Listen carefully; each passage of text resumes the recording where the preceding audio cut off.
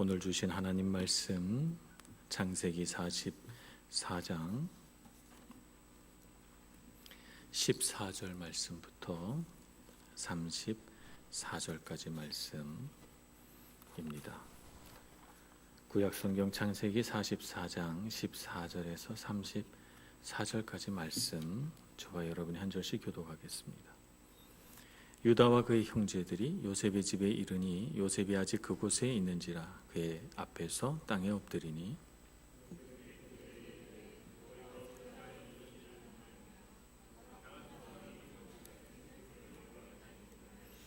유다가 말하되 우리가 내주께 무슨 말을 하오리이까 무슨 설명을 하오리이까 우리가 어떻게 우리의 정직함을 나타내리이까 하나님이 종들의 죄악을 찾아내셨으니 우리와 이 잔이 발견된 자가 다 내 주의 노예가 되겠나이다.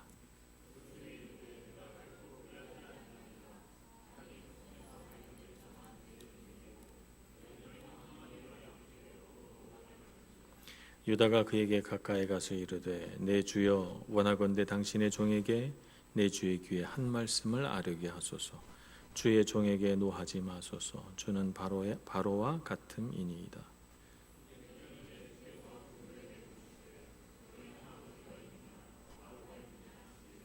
우리가 내 주께 아뢰되 우리에게 아버지가 있으니 노인이요 또 그가 노년에 얻은 아들 청년이 있으니 그의 형은 죽고 그의 어머니가 남긴 것은 그뿐이므로 그의 아버지가 그를 사랑하나이다 하였더니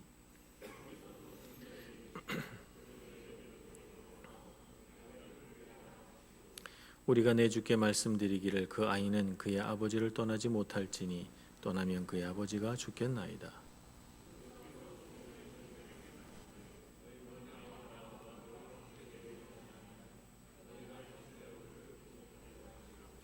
우리가 주의 종 우리 아버지에게로 도로 올라가서 내 주의 말씀을 그에게 아뢰었나이다.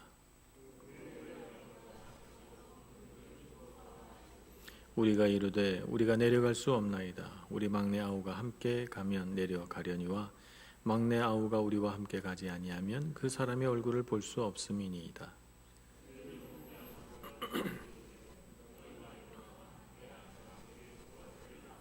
하나는 내게서 나갔으므로 내가 말하기를 틀림없이 찢겨 죽었다 하고 내가 지금까지 그를 보지 못하거늘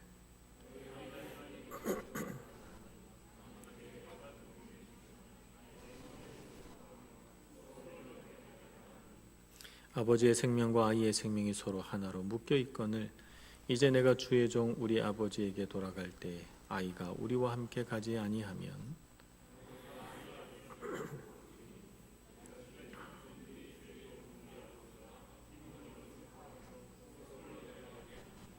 주의 종이 내 아버지에게 아이를 담보하기를 내가 이를 아버지께로 데리고 돌아오지 아니하면 영영이 아버지께 죄짐을 지리이다 하였사오니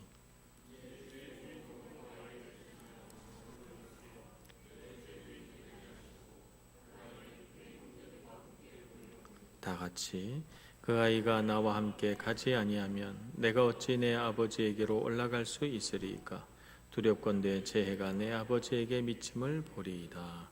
아멘.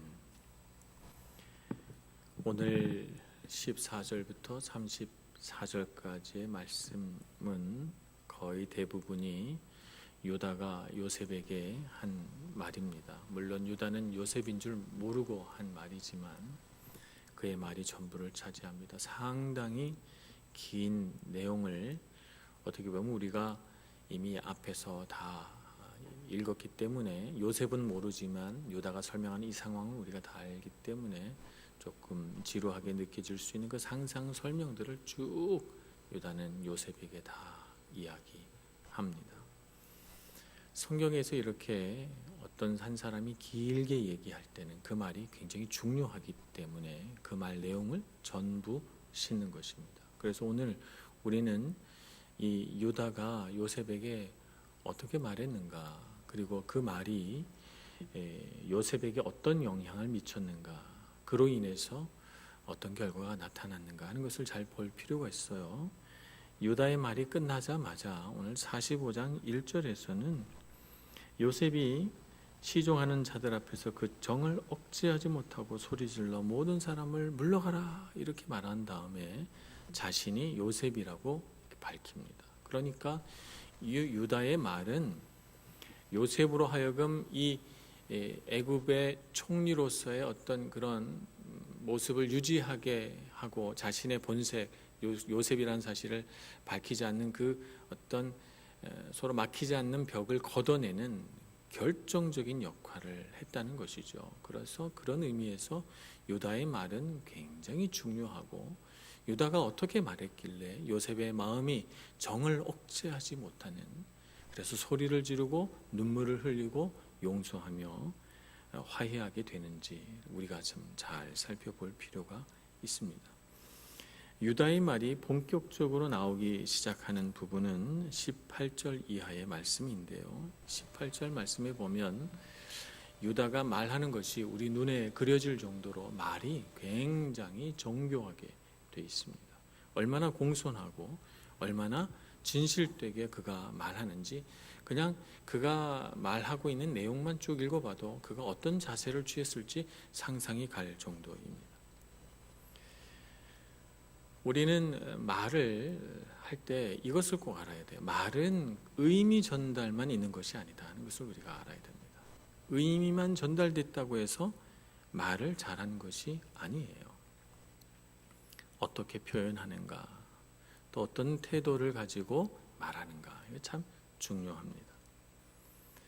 오늘날 우리가 스마트폰을 한국 사람은 한 사람이 하나씩 다 갖고 있으니까 우리가 문자 메시지 보내는 거, 이런 건 굉장히 일상생활이 됐어요. 어떻게 보면 우리가 전화를 해서 말로 하는 것보다 문자로 보내는 것이 훨씬 더 편하기 때문에 통화하는 시간보다 문자 보내는 시간이 훨씬 길 수도 있다고 저는 생각을 합니다. 그런데 이 문자 보낼 때 요즘 또 가장 일상적으로 사용하는 것이 뭐냐면 이모티콘이에요. 문자로 써서 보내면 되는데 왜 이모티콘을 우리가 보냅니까? 문자로 표현되지 않는 것이 있어서 이모티콘을 보냅니다. 내 표정이 전달되지 않잖아요. 문자를 써보낼 때 내가 어떤 자세로 어떻게 보내는지 표현이 잘 되지 않으니까 글자만 읽어서는 오해할 수 있단 말이에요. 글자만 봐가지고는 이 사람이 되게 나한테 사무적으로 대하네 이렇게 생각할 수 있으니까 우리는 그 뒤에다가 물결 표시도 하고 눈웃음도 그리고 느낌표도 하고, 그걸로 부족하니까 이모티콘도 채워넣어요. 내가 이 말을 어떤 태도와 어떤 표정으로 하고 있는가를 최대한 풍부하게 만들려고 하는 우리 사람의 자연스러운 욕구입니다. 말로 다 표현하지 못하는, 말로 언어로만 다 할 수 없는 그런 언어를 우리가 신체 언어라고 합니다. 표정이나 동작이나 이런 것들 말이죠. 오늘 유다도 아마 말로 여기 그려져 있는 것보다 훨씬 풍부하게 아마 요셉에게 말했으리라 생각합니다. 그의 눈빛과 그의 표정과 그의 태도를 전부 다 해서 아마 요셉에게 자기의 진실한 마음을 이야기했을 거예요.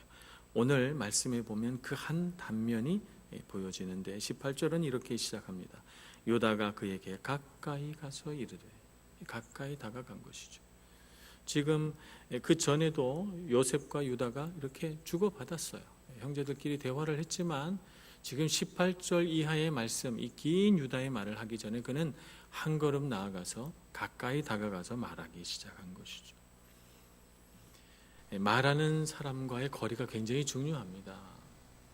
어떤 중요한 말, 진실된 말을 할 때 거리를 멀리 떨어뜨려 놓고 말하면 그의 말이 설득력이 떨어지게 돼 있죠. 그래서 그는 이제부터 하는 말은 중요한 말이고 진지하게 이야기해야 되기 때문에 한 걸음 더 나아가서 이야기하는 것이고, 그리고 이 말을 통해서 요셉의 마음을 감동시켜야 되고, 그래서 반드시 베냐민을 아버지께로 돌려보내야 할 막중한 책임감을 그가 느끼고 있기 때문에 요셉을 설득하기 위하여, 요셉과의 거리를 좁히기 위하여 자기도 모르게 한 발짝 나아가서 요셉 가까이로 가는 것입니다. 뿐만 아니라 유다는 그의 말을 표현할 때 이렇게 시작합니다. 내 주여 원하건대 당신의 종에게 내 주의 귀에 한 말씀을 아뢰게 하소서.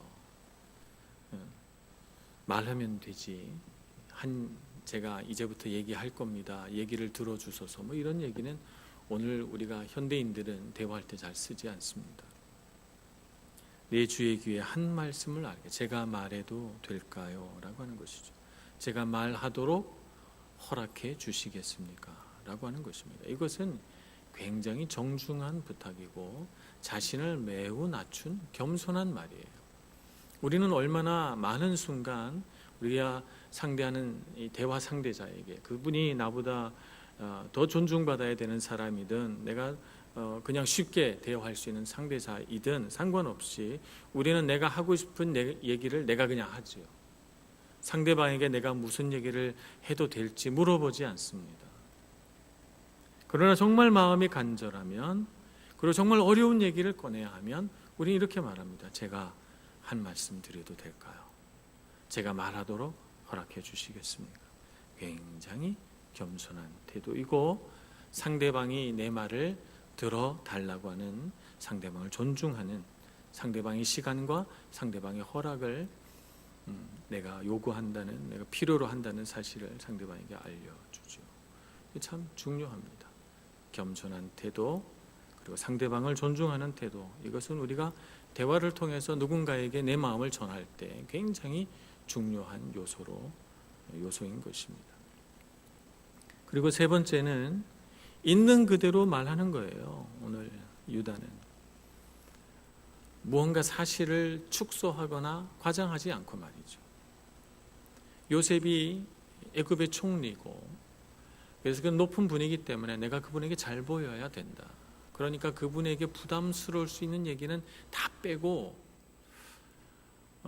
내가 그분에게 어필해야 되는, 호소해야 하는 부분은 과장해서 좀 얘기하면 통할까 싶지만 그렇지 않죠. 있는 그대로 말하는 것, 축소하거나 과장하지 않고 말하는 것은 대화 상대자에게 굉장히 신뢰감을 줍니다. 말의 설득력은 그 말의 유창함에 있지 않아요. 우리는 어떨 때 우리 마음이 설득됩니까? 상대방이 진실하고 신뢰감을 줄 때 우리는 그 말이 설득이 되는 것이지, 거짓 없는 말, 정직한 말을 할 때 우리가 그 마음을 받아들이는 것이지, 말의 유창함은 우리가 상대방을 설득하는데 그다지 도움이 되지 않습니다. 오늘 유다는 요셉, 그러니까 애굽의 총리죠, 할 말을 다 합니다. 오늘 베냐민이 여기 온 것은 애굽의 총리이신 당신이 요구하고, 그래서 아버지가 이 아들을 보내지 않으려고 함에도 불구하고 우리가 참 많은 노력을 해서 여기까지 데려온 것 아닙니까? 당신이 데려오라고 해서 데려온 것입니다 라고 지금 요셉에게 할 말하고 있는 것이죠. 그런데 이 베냐민에게 이와 같이 은잔이 숨겨져 있어서 이렇게 됐으니 사실 억울하고 여기에 대해서는 할 말이 많지만 요셉에게 일단 이 모든 일들은 당신으로부터 비롯된 것을 아셔야 합니다 라고 얘기하고 있는 것입니다. 아버지 야곱에게 베냐민이 어떤 아들인가, 이것을 엄청 과장해서 얘기할 수도 있지만 그는 우리가 앞에 43장, 42장 등에서 보여진 바와 같이 있는 그대로 하나도 더 보태지 않고 과장하지 않고, 아버지 야곱에게는 두 아들 중에 이제 하나 남은 아들이라 매우 귀한 아들이고, 이 아들이 돌아가지 못하면 아버지는 아마 슬퍼하며 죽을 것이다 하는 그 사실을 분명하게 얘기해 줍니다. 그래서 30절에 아버지의 생명과 아이의 생명이 서로 하나로 묶여 있으니 베냐민이 돌아가지 못하면 아버지는 같이 죽으려고 할 겁니다. 이렇게 이야기하고 있는 것입니다. 우리는 어떤 권위자와 얘기할 때 하고 싶은 말을 다 하지 못할 때가 있습니다. 나도 하고 싶은 말이 있는데 다 말하지 못하니까 답답하죠. 그렇게 말하지 못하는 자신을 볼 때 무력하다고 느낍니다. 그러다 보니까 되도록이면 대화하지 말자 이렇게 생각하고 회피하게 되고, 그 안에는 분노가 쌓이는 것이죠. 그래서 말하지 못할 때에는 자기도 모르는 사이에 무언가 모를 분노가 이렇게 조금씩 쌓이게 됩니다. 그래서 어려운 말을 우리가 할 수 있어야 돼요. 오늘 유다처럼 겸손하게 상대방을 존중하면서 내가 하고 싶은 말, 할 수 있는 말들을 해야 하는 것입니다. 축소하지 말고 과장하지 말고 말이죠. 과장하는 것도 사실은 위험합니다. 과장하는 것이 얼마나 위험한지 알아야 돼요. 그것은 신뢰감을 떨어뜨리기 때문에 매우 위험합니다. 그러므로 어떤 사실을 내가 원하는 대로 만들어내기 위해서 지나치게 과장하는 것은 사실은 내가 원하는 목표를 얻는 것이 아니라 내가 원하는 것을 얻지 못하도록 하는 가장 큰 위험이라고 하는 사실을 우리는 알아야 돼요. 그래서 우리는 좋은 말을 할 때는 있는 그대로 말하는 연습을 해야 되고 그런 훈련을 해야 되는 것입니다. 그렇지만 이렇게 유다가 여러 가지 좋은 모범을 우리에게 보여줍니다만, 그러나 오늘 유다가 한 말에 있어서 가장 유다에게 있어서 우리가 배워야 하는 가장 좋은 점은 그의 말이 진실하다는 것입니다. 진실하다는 것을 우리가 무엇을 통해 알 수 있는가? 그가 요셉에게 말할 때 매우 책임 있는 자세로 이야기하고 있다는 것을 통해서 알 수 있습니다. 인류가 하나님 앞에 죄를 짓고 나서 인류에게 생긴 정말 창세로부터 지금까지 변함이 없는 한 가지 자세가 뭐냐면, 우리는 어떤 잘못을 했을 때 반드시 그 책임을 회피하려고 합니다. 이것이 고대나 지금이나 변함이 없어요. 인류 사회가 이토록 발전하고 과학 문명이 정말 우주를 탐험하는 시대가 됐어도 3,000년, 4,000년, 5,000년 전과 조금 더 다름없이 지금도 우리는 무언가를 잘못하면 책임을 회피하고 변명하려고 하고 합리화시키려고 합니다. 창세기 3장에서 아담이 선악과 따먹은 것을 하나님이 물어보십니다. 내가 먹지 말라 한 그 과일을 네가 먹었느냐 아담에게 물어봅니다. 그랬더니 아담이 하는 말이, 네, 하나님께서 내게 주신 저 여자가 나에게 먹으라고 주기에 제가 먹었습니다. 누가 문제예요? 하나님이 문제예요. 하나님이 아내를 주셔서. 또 뭐가 문제예요? 아내가 선악과를 주어서. 나는 피해자인 거죠. 아담이 잘못이 없습니까?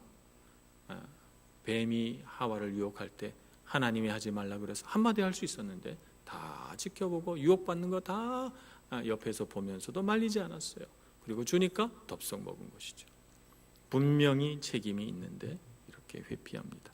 그래서 하나님이 하와에게 물어봅니다. 너는 왜 남편에게 선악과를 주느냐? 그랬더니 저 뱀이 나를 유혹함으로 내가 그리했습니다. 하와도 죄가 없네요. 뱀이 문제죠. 오늘날 우리도 어떤 잘못 앞에서 다른 사람을 탓하기 바쁩니다. 근데 사실 우리가 누군가를 자꾸 탓하거나 변명을 하는 사람을 신뢰하지 못하죠. 그런 사람은 우리가 진실하다, 믿을만하다 이렇게 생각하지는 않습니다.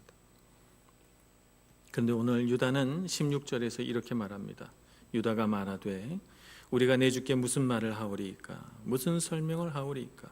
우리가 어떻게 우리의 정직함을 나타내리이까? 할 말 진짜 많죠. 진짜 훔친 게 아니니까. 정말 억울하고 할 말 많지만 아무 변명도 어떤 호소도 설명도 하지 않고 받아들이겠다는 거예요. 내가 책임지겠다는 것이죠. 책임지는 자세입니다. 그리고 이렇게 말합니다. 하나님이 종들의 죄악을 찾아내셨으니 우리와 이 잔이 발견된 자가 다 내 주의 노예가 되겠나이다. 이렇게 말합니다. 오늘 이렇게 된 것은 하나님이 우리의 죄를 찾아낸 것이라고 말합니다.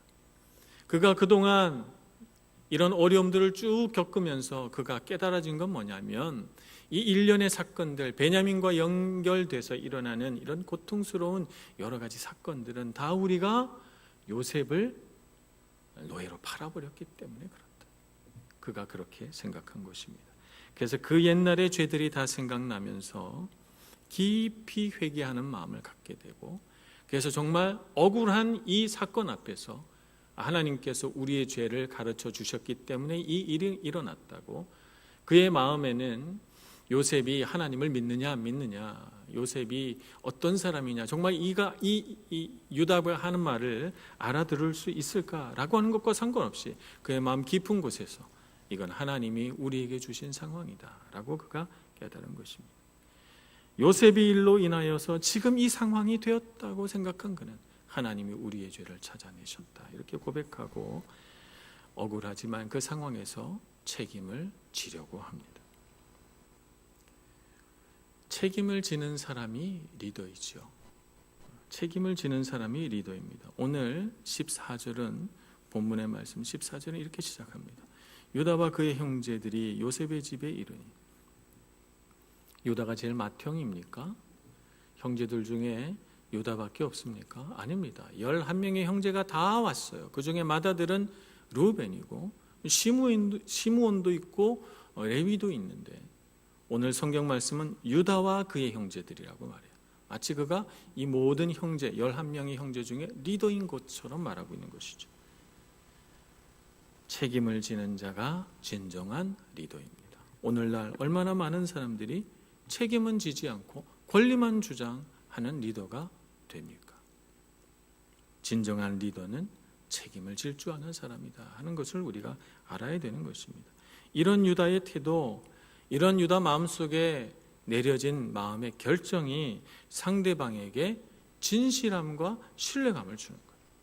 그래서 오늘 유다의 호소가, 유다의 간청이 요셉의 마음에 감동을 일으켜내고 그래서 요셉이 눈물 흘리며 견딜 수 없는 그런 격정으로 형제들 끌어안는 이런 장면을 만들어내는 것입니다. 그러므로 우리는 사람들과 말을 할 때 이런 유다의 태도를 본받을 수 있어야 되겠습니다. 그래서 진실된 말, 책임지는 말, 그리고 신뢰감을 주는 말로 이 세상 가운데서 정말 하나님께서 택하신 사람이라고 하는 칭찬을 들을 수 있는 저와 여러분 모두가 되기를 간절히 소원합니다. 그러나 무엇보다도 우리 유다에게서 발견할 수 있는 정말 놀라운 점은 자기 희생입니다. 오늘 33절 말씀에 보면 그는 이렇게 말합니다. 이제 주의 종으로 이 아이를 대신하여 머물러 있어 내 주의 종이 되게 하시고 라고 합니다. 그리고 베냐민은 돌려보내 주십시오 이렇게 말하죠. 자기가 노예가 되겠다는 것입니다. 어떻게 보면 이 말이 가장 뒤에 있습니다만 결국 유다가 하고자 하는 모든 말의 목적이 뭐예요? 어떻게 하든지 베냐민을 아버지께로 돌려보내는 거예요. 그래서 그것을 요셉과 대화해서 요셉의 어떤 승낙을 이끌어내려면 한 가지 방법밖에 없다고 생각하는 거예요. 내가 베냐민 대신 노예가 되겠습니다 라고 말하는 것입니다. 내가 희생해서 동생이 아버지께로 갈 수 있다면, 내가 희생해서 어찌됐건 아버지가 눈물 흘리지 않는다면 생각하고 온 가족을 살리고 동생과 아버지를 살리겠다는 마음으로 자기를 희생하는 것입니다. 어떻게 유다는 이렇게 할 수 있었을까요? 그는 요셉을 노예로 팔 때만 해도 아버지께 사랑받지 못하는 것에 대하여 고통스러워했어요. 그래서 그 이유 때문에 동생 요셉을 시기했어요. 질투했습니다. 지금도 아버지는 베냐민만 사랑해요. 요셉을 노예로 팔아버릴 때 그런 마음으로 그가 계속 살고 있었다면 그 순간 자기 희생을 할 때 그의 마음속에 얼마나 많은 고통과 괴로움이 그를 찔렀을까요? 그런데 오늘 유다의 모습에는 그런 것이 전혀 보이지 않습니다. 그는 드디어 아브라함으로부터 이삭을 지나 야곱에게로 내려온 이 가문의 대를 이어 내려오는 하나의 죄, 편애하는 죄를 끊어내기 시작한 것입니다. 아브라함도 이스마엘을 먼저 낳았건만 나중 낳은 이삭을 편애했어요. 그래서 고통당하고 상처가 많은 가정이 되었죠. 이삭도 쌍둥이를 낳았지만 각각 다른 아들을 편애함으로써 그 가정 안에 심각한 갈등이 일어났어요. 야곱도 라헬에게서 낳은 아들만을 사랑함으로 인해서 나머지 10명의 아들이 소외되고 그로 인해서 상처와 아픔들이 생겨났어요. 아버지가 아들을 사랑하지 않은 것이 아니에요. 전혀 사랑하지 않아서 문제가 된 것이 아닙니다. 사랑했지만 불충분한 것이 문제가 된 것이죠. 사랑했지만 온전하지 못해서 문제가 된 것입니다. 그래서 충분히 받고 싶은 만큼 사랑받지 못해서 상처가 되고, 온전히 못한 부모의 사랑으로 인해서 아픔이 생기고, 그래서 그 상처로 반응해서 요셉을 노예로 팔아넘긴 거 아니겠어요? 그래서 그들의 죄가 대물림된 것이죠. 아브라함에게서 이삭으로, 이삭에게서 야곱으로, 야곱에게서 다시 12명의 아들에게로 상처가 되물림돼서 또 다른 죄를 만들어내고 만 것입니다. 그런데 그런 유다가 이제 아버지를 향한, 불충분한 사랑을 주신 아버지를 향한 원망과 분노와 라헬의 두 아들 베냐민과 요셉을 향한 시기와 질투를 그치고 그는 회개하며 아버지를 용서하고 용납하고 아버지가 그토록 사랑하는 베냐민을 아버지에게로 돌려보내기 위해서 자기 희생을 하고 있는 것입니다. 아버지에게 충분히 사랑받지 못했음에도 불구하고 아버지를 향한 자신의 사랑을 포기하지 않는 거예요. 형제를 향한 자신의 사랑을 포기하지 않는 것입니다. 이 사랑이 자기 희생의 바탕이 된 것이죠. 의무감으로 억지로 아무도 하는 사람이 없으니까 하필 나구나 이런 생각으로 자기 희생을 하고 있지 않은 것입니다. 예수님의 십자가를 바라봅니다. 예수님도 이 세상을 살 때 충분히 사랑받지 못하셨어요. 아버지 요셉은 일찍 돌아가셨고, 예수님은 공생애를 시작하셨을 때 세상에서 메시아로 인정받지 못했어요. 아무리 많은 기적과 아무리 많은 사랑을 베풀어도 사람들은 예수님을 자신을 위한 도구로 이용하려고만 했지, 예수님을 진정으로 사랑하고 그를 따르는 자들은 매우 드물었습니다. 얼마나 많은 오해와 편견 속에서 이 땅을 살아가셨고, 얼마나 많은 적대자들로부터 미움을 받으면서 이 세상을 사셨어요. 예수님이 그런 상처로 반응했다면 내가 이 사람들을 위하여 십자가를 질 필요가 있겠는가 하고 아마 그 자리에서 하늘로 승천해 가셨을 거예요. 그러나 예수님은 이 세상에 만연한 이 모든 죄와 상처로부터 우리를 해방시키기 위하여 그럼에도 불구하고 아버지 하나님의 사랑으로 십자가를 지신 것이죠. 이렇게 십자가를 지신 이유는 하나님 아버지가 하라고 해서 의무감으로 지신 것이 아니라 정말 우리를 사랑하셨기 때문에 그렇습니다. 오늘 우리도 이 세상을 살아가면서 충분히 사랑받지 못했어요. 우리가 원하는 만큼 충분히 사랑받지 못해서 우리 안에는 누구든지 다 억울하고 속상한 마음들이 있고 원망과 분노가 있습니다. 그러나 우리가 그 마음을 가지고 살아가는 한 우리는 그걸 끊어내지 못해요. 우리가 대대로 그런 상처와 아픔들을 물려주고 말 것입니다. 얼마나 가슴 아픈 일입니까? 우리는 이제 그것을 끊어내야 합니다. 그러므로 우리가 충분히 사랑받지 못했음에도 불구하고 우리는 용서하고 용납하고 사랑하는 사람이 되어야 되겠습니다. 그래서 우리의 대를 이어서 내려오는 그 모든 죄들을 끊어내고 우리 가정에, 우리가 관계 맺는 모든 관계 안에서 용서와 화해를 만들어가는 능력 있는 그리스도인이 되기를 소원합니다. 이런 사람을 하나님께서 복 주실 것입니다. 이런 사람을 어찌 하나님이 돕지 않으시겠습니까? 이런 사람이 어떻게 잘 되지 않겠습니까? 주님께서 붙드시고 능력 주시는 잘 되는 사람, 형통한 사람은 바로 이런 사람입니다. 우리 모두가 요셉을 닮은 사람, 유다를 닮은 사람, 예수님을 닮은 그리스도인이 되기를 간절히 소원합니다. 기도하겠습니다. 사랑이 많으신 하나님, 참 우리 연약한 인생 가운데 은혜 베푸셔서 우리가 원망과 미움에 붙들려 살지 않게 해주시고 상처와 아픔 속에서 살지 않게 해주시고 하나님의 은혜를 알고 주님의 사랑을 알며 하나님의 놀라우신 인도하심 아래 오늘까지 살게 해주시니 감사합니다. 지나간 모든 삶 가운데 있었던 아픔과 상처는 다 끊어내고 죄의 역사는 끊어내고 이제부터 주님께서 주시는 은혜의 역사가 시작되게 하시고 사랑의 역사가 시작되게 하여 주옵소서. 예수님의 이름으로 기도합니다. 아멘.